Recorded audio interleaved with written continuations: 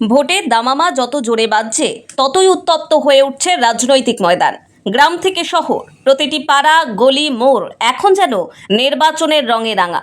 জনসংযোগে ব্যস্ত প্রার্থীরা একে অপরকে টেক্কা দিতে মরিয়া সব রাজনৈতিক শিবির।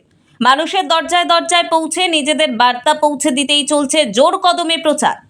এই আবহেই সন্ধে প্রায় 6:30 নাগাদ 63 রানীনগর বিধানসভা কেন্দ্রে তৃণমূল কংগ্রেসের মনোনীত প্রার্থী আব্দুল শৌমিক হোসেন দলীয় কর্মী সমর্থকদের সঙ্গে নিয়ে নেমে পড়েন নির্বাচনী প্রচারে।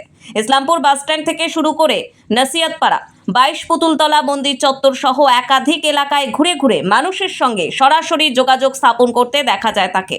পাড়ায় পাড়ায়, বাড়ি বাড়ি পৌঁছে গিয়ে কখনো করমর্দন, কখনো সরাসরি কথোপকথনের মাধ্যমে সাধারণ মানুষের মন জয়ের চেষ্টা চালিয়ে যাচ্ছেন তিনি। মন দিয়ে শুনছেন মানুষের সমস্যা, অভাব, অভিযোগ আর দিচ্ছেন সমাধানের আশ্বাস। এই জনসংযোগ অভিযানে সাধারণ মানুষের মধ্যেও দেখা যাচ্ছে স্পষ্ট সাড়া। নির্বাচন যত ঘনিয়ে আসছে ততই বাড়ছে রাজনৈতিক উত্তাপ। প্রার্থীদের এই দৌড়ে এখন নজর একটাই, সাধারণ মানুষের আস্থা ও বিশ্বাস অর্জন। শেষ পর্যন্ত সেই বিশ্বাসই নির্ধারণ করবে ব্যালট বক্সের ফলাফল। Bureau report, 24 TV Bangla.